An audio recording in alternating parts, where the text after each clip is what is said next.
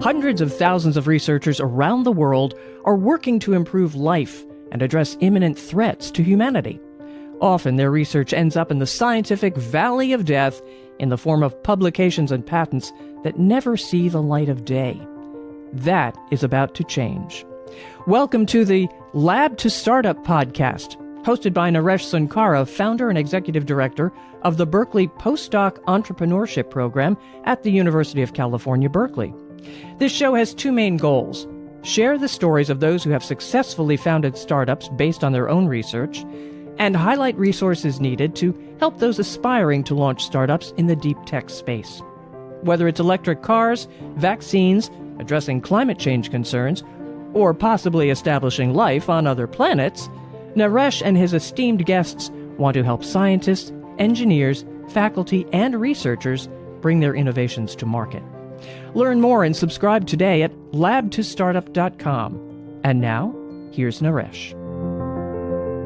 My guest today is Arkady Hagopian, an experienced professional in the market intelligence report space. In this episode of Lab to Startup, we will talk about what market intelligence reports are, the building blocks of these reports, how startups could build one, mistakes to avoid, and how to decide on hiring a firm if you're planning to do so. Arkady has been a friend of mine for a long time and generously offered to speak about market reports. I believe that this is going to be a masterclass for startups on the subject, and I'm excited about learning a lot during this conversation. All right, Arkady, I think the best place to start this conversation about market intelligence reports for startups would be by talking about your own background in this space. Please talk about your current role and your previous experiences in this space and what actually got you into this market research. Hi, Naresh. Thank you for having me on your podcast. So I started my market research career in the mid-2000s when I got a part-time job at a company called Strategic Directions International. This was in Southern California, Los Angeles. In fact, since day one of my employment there, I absolutely fell in love with the field. In fact, I fell in love with it so much that I decided to make a complete career switch to market research from dentistry. I was originally planning to go to dental school.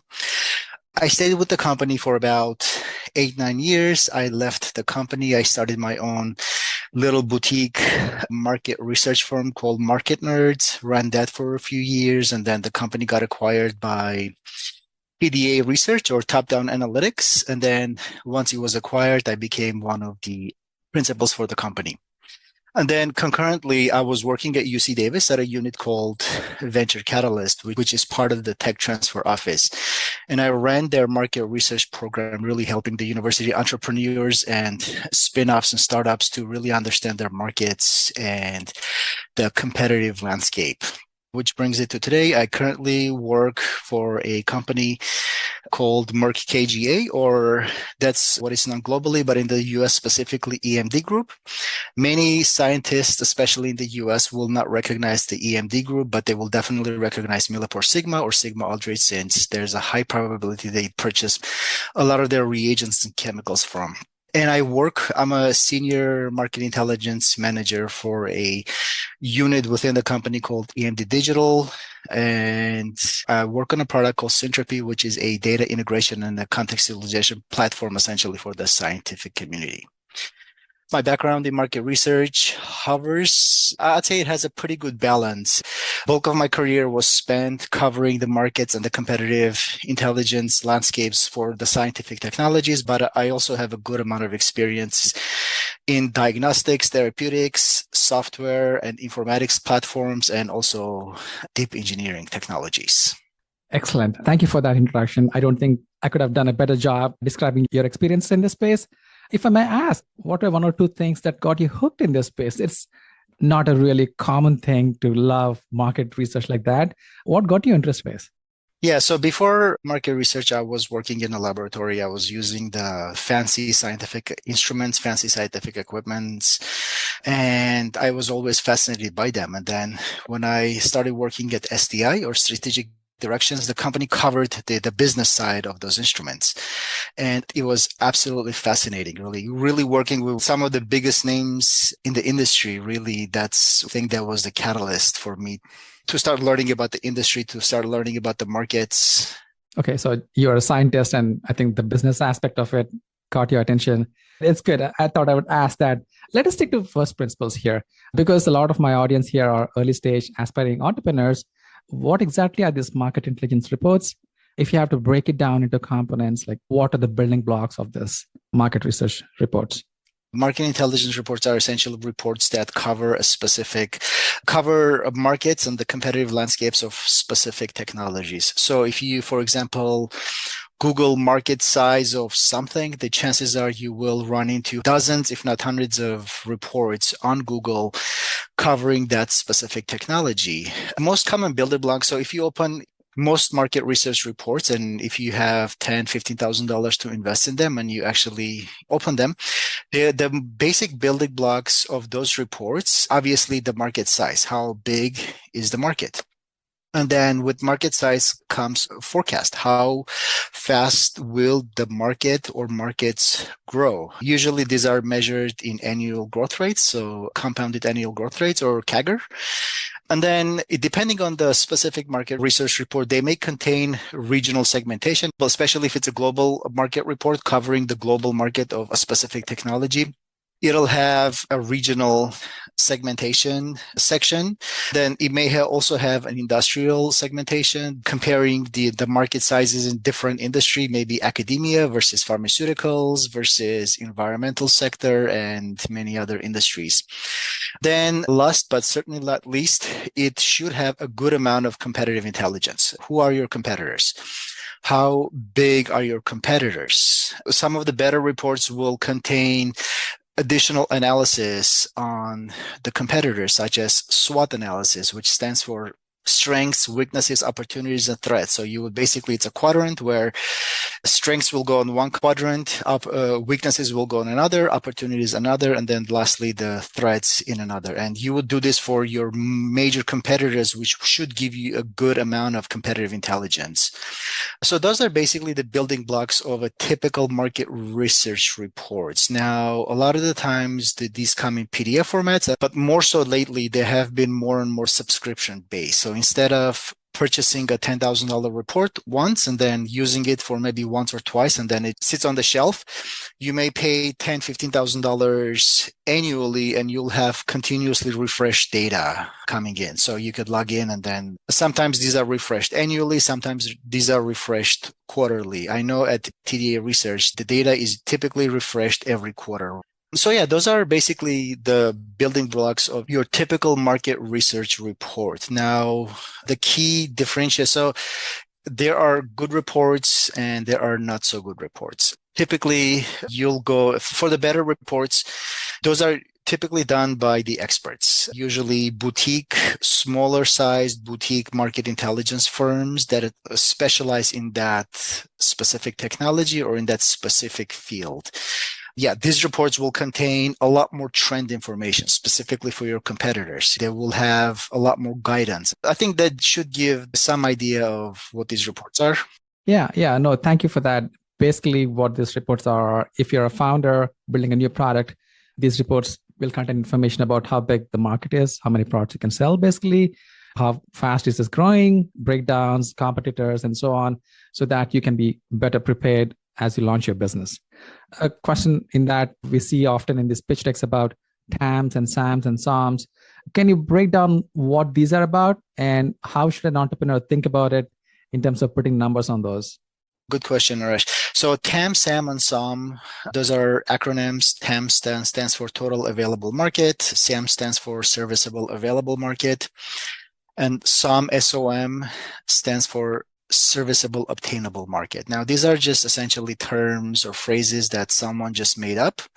There are many, many other phrases that essentially cover something similar, but since these are very well recognized by the startup community, they're very well recognized by the investor community, I think it is important to know what they are and more importantly, what they are not. TAM, total available market, it's essentially, so if you had 100% market share of a product or a technology, that would be your TAM. So think of it that way. And then SAM, which is the serviceable available market, it's a drill down version of it, and it's a more realistic number. For example, if we're talking about, I'm just going to make this up. So for example, EV batteries, electric vehicle batteries. If you had a startup that made EV batteries and every single car manufacturer purchased your EV batteries, that would be your TAM. That would be your total available market. So, but obviously that's not realistic. That's not going to happen ever. So that brings us to SAM, which, for example, if you're only selling in the United States or you're only selling a specific type of EV battery, that's your SAM. That's a more realistic number. And that's the number that most VCs, most investors actually care about, not your TAM. And then SOM, it's essentially an indicator of how much market share you will gain at a specific amount of time. For example, I see a lot in pitch decks where the founders or the presenters will say, we estimate we will have 2% market share or 10% market share within the next 2 years. That's an indication of SOM, which is the obtainable market. And there's many, if you just Google, I think if you just search the internet, TAM, SAM, SOM, the descriptions of these are everywhere, and you should be able to get a better understanding and also see a lot more examples. Thank you. I just wanted to frame this conversation, and thank you for that background description of market reports and TAMs and SAMs and SOMs. So I think that's a nice segue to talk about the real topic today is like, how does a founder estimate a market size? How does one perform these exercises of building a market report? Market sizing. So how big is my market? That's the question that we get most often. That's the question that startups really want to know. How big is my relevant market? And just with TAM, SAM, and SOM, there's multiple ways of coming up your market size. And what I will outline is essentially what I use. I know if you Google, how do I come up with my market size? You'll come up with maybe 10, 15 other methods that you can use. And they're not necessarily good or bad, but it really depends on your specific technology. You need to really choose the methodology that's best for you. But what I use is the top-down approach, the bottom-up approach, and the competitor method. What top-down essentially means, the top-down approach is essentially an elimination method. You start with a known market size, and then you drill down. You eliminate the areas which are not relevant, and then you just drill down enough until you get to what's relevant for you, until you get to your TAM, and then from your TAM, you will get to your SAM. And I'll give an example on this in just a little bit, and then to cover the bottom-up approach. The bottom-up approach is a lot more simple.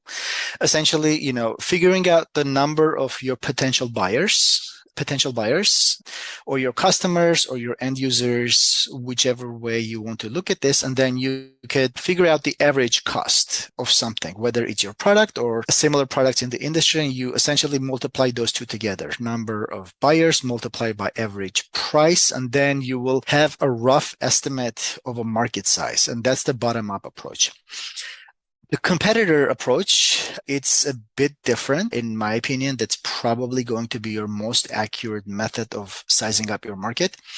You make a list of your major competitors, so you make a list of your main competitors and size them up, how big they are, how much revenue they generate, and then more specifically, how much revenue they generate for that specific product or a technology you're looking at. And then you essentially add up their revenues for that specific technology, and then you have a market size. You're not going to capture every single competitor, but if you capture your main competitors, the biggest competitors in the industry, you add them up, you will most likely get 80 to 90% of the market. And then you just add maybe 10, 15% depending on your specific technology. And then you can come up with a market size that way also.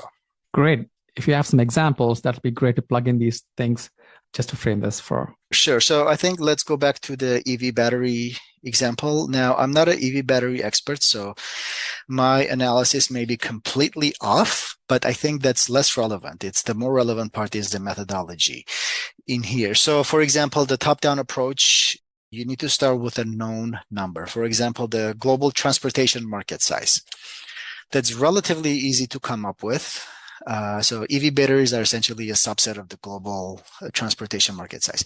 Relatively easy to come up with. There are numerous reports that cite this. There are government agencies that list this. So for example, assuming it's around $10 trillion, the global transportation market. So your end goal is you want to sell EV batteries in the US. So your startup makes EV batteries that's targeted for the US market. And then from the global transportation market, maybe come up with the transportation market size in the US only. So assuming it's about $2 trillion, this was about $2 trillion about a few years ago. I'm sure it's much larger now. So from 10 trillion, you went to 2 trillion. You eliminated most regions and you only stuck with the US. Now we're still pretty out there. So, and then maybe from the transportation market, you may drill down even further by the automotive market size in the US, which is roughly around $800 billion. And now this includes both electric vehicles and gasoline vehicles. And then from there, only want to focus on the EV vehicles, which is roughly around $20 billion. And then from the EV vehicles, you may even go down even further, which is the EV batteries, which roughly was about $1 billion a few years ago. So we went from something gigantic as the global transportation market to something very specific, which is the EV battery market size in the US. And you try to estimate the market size each step, each drill down. So that's the top-down approach. The bottom-up approach is much simpler. You figure out, for example, how many EV cars were sold in the US, which is really easy to find. You find out the approximate price for an EV battery, and then you would just multiply them together, and you have your EV battery market size that way. This does not take into account the distribution, whether the manufacturers are purchased these from the distributors or not. So they're probably markups along the way that you're not accounting for. But again, this is not an exact science. This is just to give you an idea, just to give you a ballpark of how big your specific market size is.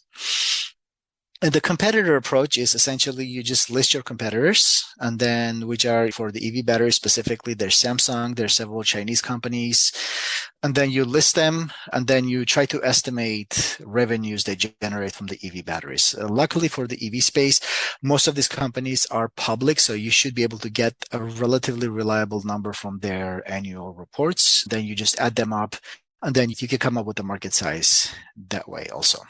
Now, it gets a little harder when your company is private. It gets a little harder to estimate, but in that case, you're never going to know the exact number. You can make, with experience, you can make a good enough estimation for you to give you a good understanding. How would one choose which method to follow? It looks like all three are important homeworks to do. In your experience, what have you learned is, if you had to pick, what would that ranking be? The competitor-based method is going to be your best approach. That's going to be your best, most reliable approach if you are able to obtain reliable estimates from the competitors. It serves two purposes. Obviously, provides you with the market size. It also provides you with a good amount of competitive intelligence. So you will get to know your competitors in the space as well.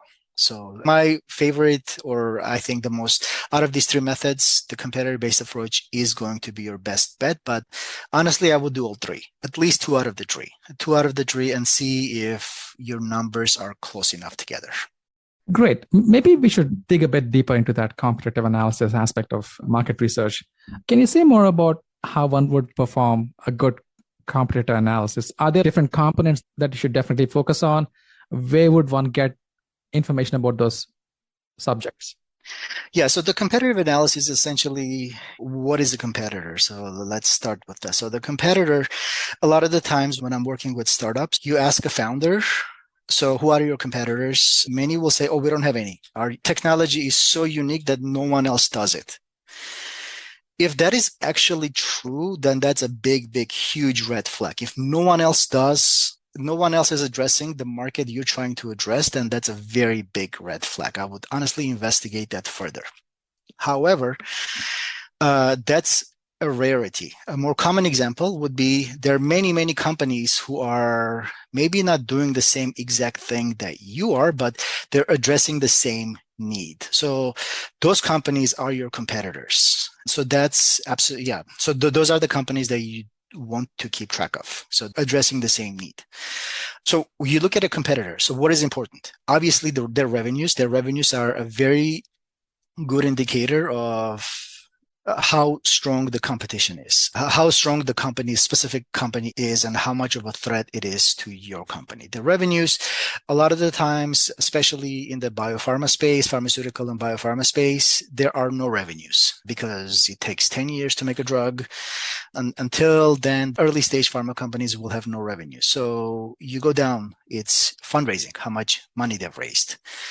And then, so that's going to be the critical part for biopharma companies. Even companies who do have revenues, fundraising is also a very important metric. So I think those two are probably two of the more important types of intelligence, competitive intelligence metrics that you can gather. And then on top of that, number of employees, how big they are. With respect to employees, M&A landscape. Have your competitors merged with another company? Have them been acquired? Have they acquired someone? That's a very important metric to look at. And then also IP landscape. Search, there are many different IP tools that you can use to search the IP landscape. A company may not be addressing the same type of need that your technology is, but they may be acquiring an IP, or they may be developing an IP that will, in maybe 2 or 3 years, will directly compete with your technology. So IP landscape is very important to keep track of. And then also you look at products. What new products have they introduced? Strategic agreements. Have your competitors partnered with another company? And then basically anything else that you feel is relevant for your company as well. So many different social media posts, anything else that you can learn about your competitors, it is important to track those. So where do I find this information? Revenues, obviously. So for example, for public companies, a lot of this is pretty easy because all you have to do is just look at their financial statements. They will talk about their revenues, fundraising, employees, M&A activity, IP landscape. They will talk about most things. Their annual reports, 10K statements. One very useful tool is to actually listen to their investor calls. Register and listen to their investor calls, or a lot of the times they will just essentially post their investor calls on their websites. So listen to those. A lot of the times you look at their annual reports, 10K filings, they will not say something, but then during the recording, they will say something that will be very important for your company. Local media. Have any of the local newspapers interviewed your competitors or individuals from your competitors? What are they saying? RSS feeds, social media posts. You can set Google News alerts for specific competitors that you're keeping track of. Yeah, so and also databases, PitchBook, Crunchbase, Capital IQ, and there are many, many other databases. Some are free, some cost a lot of money to get access to. So that's probably, yeah. Let me back up just a little bit. So when I talk about the competitors, a lot of the times your competitors could also be your good partners. So if a company is trying to address a need one way and your company does another way, it may make more sense for you to combine your technologies. So they're not always competitors. They're also potential partners.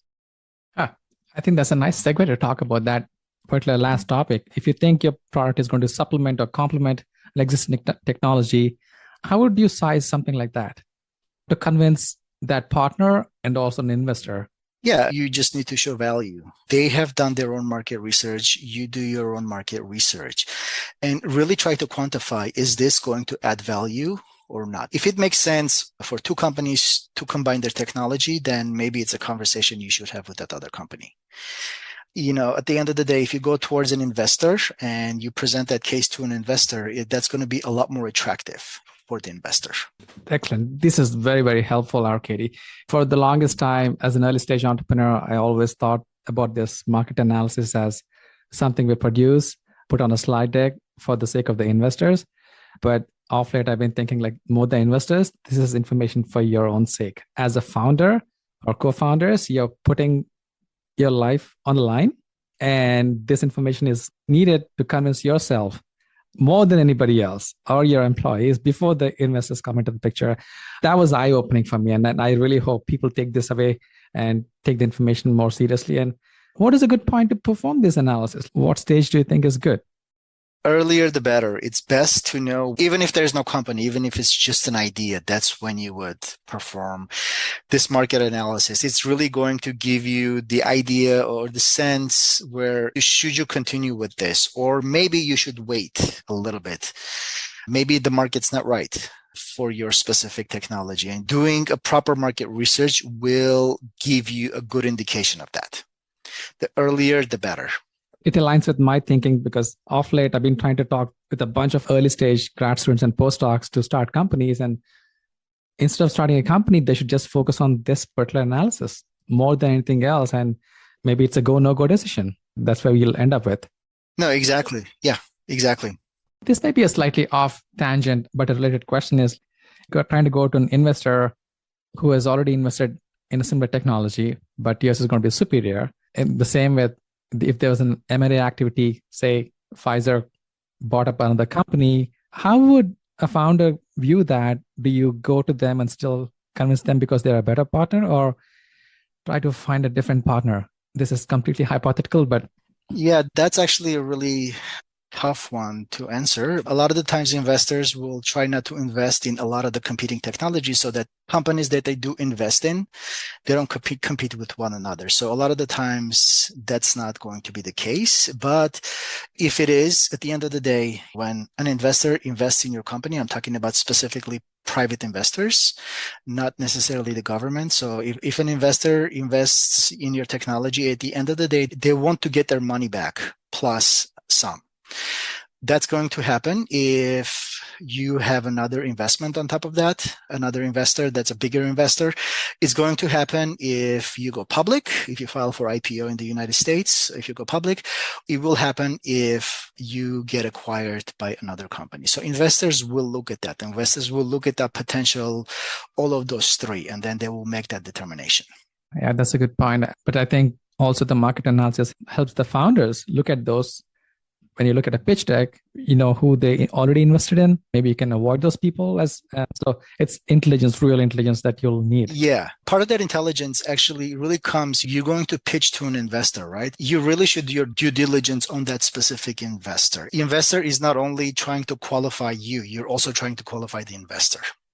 So really do your due diligence before you go pitch your company to an investor, and make sure that they're the right investor for you. I never thought about it in this angle, but I think market intelligence report should have a list of all the investors and you doing that research just so you can pick and pitch to those rather than randomly pitching to everybody and anybody there. Yeah, let me add one thing. All these private investors, they have individuals, they have groups, they have teams, depending on how big they are, dedicated to market intelligence. So they really, really do their market intelligence even before, a lot about your technology, even before you start pitching to them. So it is especially important for you to know your technology, for you to know your market as well, because they will ask specific questions. While we're on the subject of investors, maybe we can talk about them. Like, what does an investor look for from a founder in terms of a market intelligence report? Maybe this is a very naive question because I'm sure they're going to do their own deep market research. They will. If they decide to invest. What is that they're looking for from the founder? Yeah, they're not just going to give you $10 million without doing their own due diligence on your technology, on your company. So I'll talk about this. Obviously, investors are looking for many, many different things, including the right team that's critical, the right technology, the complementary technology.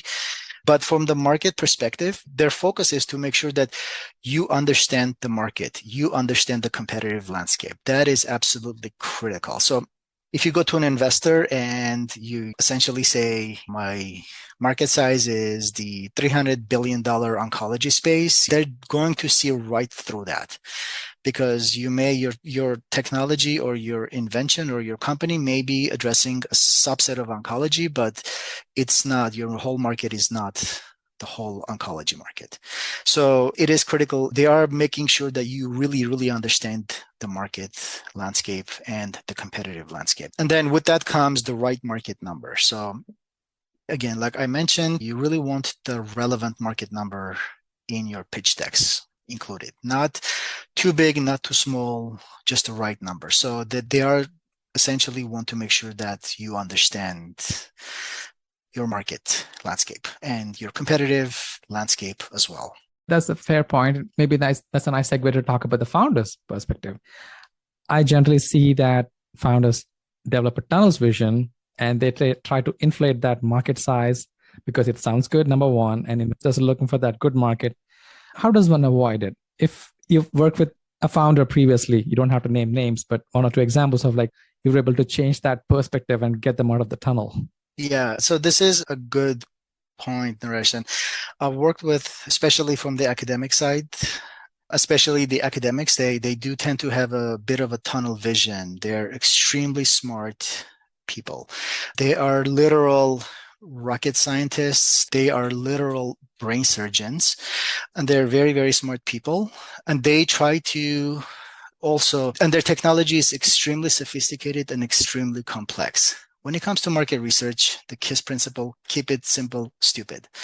Market research is not rocket science. It's really not brain surgery. But a lot of the times, founders really try to think of it in those terms. Really keep it simple, I think, is the number one advice or the message that I try to convey to founders. Keep it simple. Rely on the industry. Get feedback. The feedback is critical, not necessarily from your best friend, because your best friend is going to give you always positive comments about your market, but try to find someone that's not your best friend. Try to find someone that's completely neutral and run those numbers by him or her and see what type of feedback you get. Speaking of rocket scientists, a bunch of my audience are fall in that category. These are all the deep tech space. A question along those lines: who should perform this market intelligence reports, and who should build one?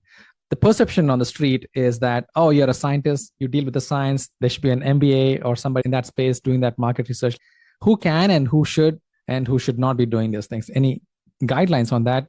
So people start thinking better. That's going to depend on the companies. That's going to depend on what stage the company is.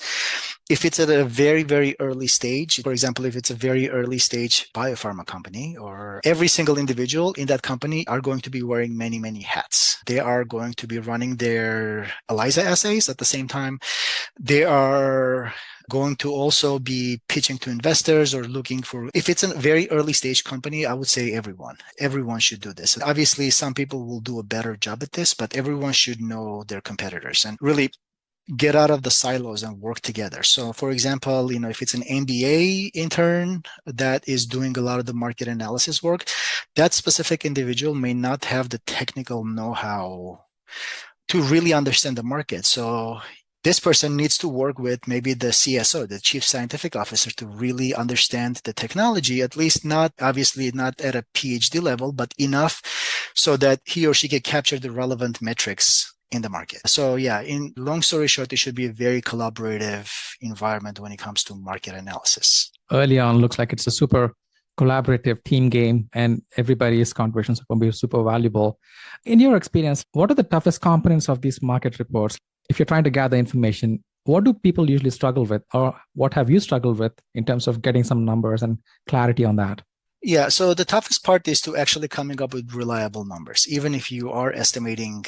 Obviously, market research is not exact science by any stretch. A lot of my colleagues in market research are going to be upset about two things. One is me saying it's not exact science. It's really not. And then two, also by saying that market research is not rocket science. It's not. So yeah, hopefully I won't get too many hate mails because of that, but it's really not. So the toughest part for me and for many others is to actually coming up with close enough estimates. If you're an early stage company, you don't need exact numbers. If your company grows up to become the next Thermo Fisher, next Agilent, next Pfizer, you will have a lot of budgets for you to hire really expensive market research firms to get really accurate numbers before that next M&A.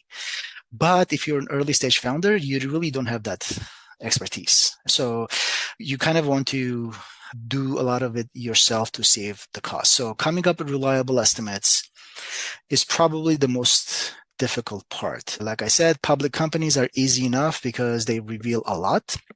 But if they're not private companies, you really need to become a ninja when it comes to trying to gather data.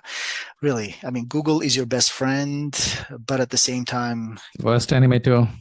yeah. So there is a number out there, and it's just a matter of how long is it going to take you to find it. If there is not a number out there, you can estimate that number. For example, you look at their employees. Again, this is going to vary from industry to industry. This is completely different for pharmaceutical companies when compared to maybe scientific technology companies who make mass specs, for example. You look at how many employees they have. So if a company has 20 employees and they have revenue, you can kind of estimate how big the revenue is for that specific company. Maybe it's 3 million, maybe it's 4 million, maybe it's 5 million. Honestly, there's not a whole lot of difference between 4 million and 5 million. Like I said, it's not exact science. And as long as you're close enough, as long as you're within 10 to 20%, I think you're in a good spot. And this is obviously, you wouldn't use this information for multi-million-dollar deals, but it's a good start for early stage companies to understand their markets. Thank you for explaining that. I'd like to go back to one point you mentioned earlier about some people saying that I don't have a competitor. Maybe in some cases, the technology is truly innovative and there's a lot of education that is going to be needed. What are the best examples that you have seen, if there is one, where it's truly innovative? The market doesn't exist now, say like 5 or 10 years from now is say, I'm going to build a manufacturing plant on Mars or build something in the space, for example. Completely gene editing technology, right? I had one of my guests, David Schaefer, he was working on that 20, 30 years ago. What is the advice you give for them to come up with some market numbers? What works in that space and what does not? In your experience? That's a good question, Naresh. And I don't have a specific example because most startups I work with, whenever they told me I don't have a competitor, period, I'm the only one that does this, I sat down with them and went back to the basics. I tried to help them map their customer base. The end user, the payer, it turns out most of the time they do have a competitor. They do have numerous competitors. So I don't have an example where, there's absolutely no competition existed. I mean, I guess the Apple introduced a new iPhone 10, 15 years ago. There really was no competition. No one else did that. I guess other cell phone companies were their competitors, but no one else did that at that time. But my experience, most of the time, 99% of the time, there is competition. If there's really, truly no competition, then I really would evaluate the market again. Maybe it's probably not the right time. It's probably the market is not ready for it. Yeah. And what does one do there? Because you hear about this long-term investors. Investors come and say, oh, you might not have a product today. We invest in the future. What could be messaging be around such technologies? iPhone did not have one, but not everybody is Steve Jobs. Beating them down that way, if there is any guidance for those few special people. Yeah, for a few special people, there's absolutely no competition. Their technology is truly unique, and they truly, truly believe in this. One piece of advice I can offer is to really quantify it. So how many potential, going back to TAM, SOM, and SAM, really would try to quantify the TAM. Really would quantify the SAM and the SOM as well. So really, I would try to quantify those areas and then take it from there. Another piece of advice is to talk to your potential customers. Talk to whoever is going to be using your technology and paying for your technology. Will they do it? Will they actually pay for your technology? And then what do they think about your technology? And then at the same time, when you're pitching to investors, really try to focus that you've actually done your due diligence on this. You really, truly know that this is going to work because, for example, I have 1,000 or 100,000 people in California who will use this product. And I've spoken with 40 of them and they said, definitely, we are ready. If you have it, we will buy it. So quantify that. And then investors also want to see that you know your customers. So doing some basic customer discovery work will go a long way to supporting your hypothesis of, yes, this product is needed in the market. And no, there's nothing else available. Thank you for that advice. Let's slightly shift gears and talk about a related subject. You're a founder, you're a scientist, but you decide that I don't have time to build one, which might be a wrong decision to talk about in terms of market. If you were to try and hire somebody to do this, who would you go to? What are the places they can look for? You talked about some boutique firms earlier in the show. Any recommendations of where to look for them, how to choose one, how do you differentiate good ones from the bad ones? Yeah, so the good ones are going to be the ones that are specializing in that specific thing you're looking for. For example, scientific technologies, anything for in the scientific technologies and laboratory tools, whether it's HPLCs or mass specs or any other types of scientific tools or equipments. There are several boutique consulting firms. One of them is I worked with in the past at TDA Research is one that I would go towards. But again, so a lot of these companies are not free. They do cost a lot of money. It really depends on your budget that you have to spend on quality market research reports or quality custom reports if what they have off the shelf does not suit your needs. So yeah, it really depends on the budget and at the stage of the company. But just going back, Naresh, most of the time, founders can get this information on their own. They can get this information on their own, and I may have several resources that will help them to gather this information by themselves. Again, it's not exact science. If you're off a little bit, not the end of the world. It's really not the end of the world. So it depends on your budget. And to answer your direct question, go towards the firms that specialize in the technology. That's the end. Sometimes you may be able to just essentially talk to them, just a quick phone conversation with them or a quick email. They may be able to help you for free, or they may charge very little for something that's specifically what you're looking for. And how do you pick a good one? Like, and if you were to ask 3 or 4 questions, qualifying questions to see if this firm is a good one, what would that be? So before you actually go to them, do your research. Look at their website, see who their team members are, what their expertises are, how long they've been doing this. And then when you go talk to them, basically, explain who you are. You're an early stage company. You don't have a lot of funding or a lot of budget to invest in this. And then anyway, if they can help, a lot of the times they will be able to help you with what's in it for them is that once you become bigger, once you get acquired, you will come to them with more business. So a lot of the law firms offer startup packages for startups. They will incorporate them for free, but they use their time and resources with the hopes that once you become more successful, more established, you will go back to them for your other legal needs. Same thing with market research firms. Great advice. Is customer reference a thing in this space? Can we ask them if we decide to go and engage somebody? Can we ask them to give us some references? Short answer is yes. A lot of the customers or clients they work with is confidential, so they will not say, but a lot of consulting firms also have a public-facing client base. So they will be able to provide you with some references of their prior clients that you can ask about their work. But at the same time, a lot of the time, this is confidential. So companies who pay money to custom research projects, a lot of the times they do want to remain confidential.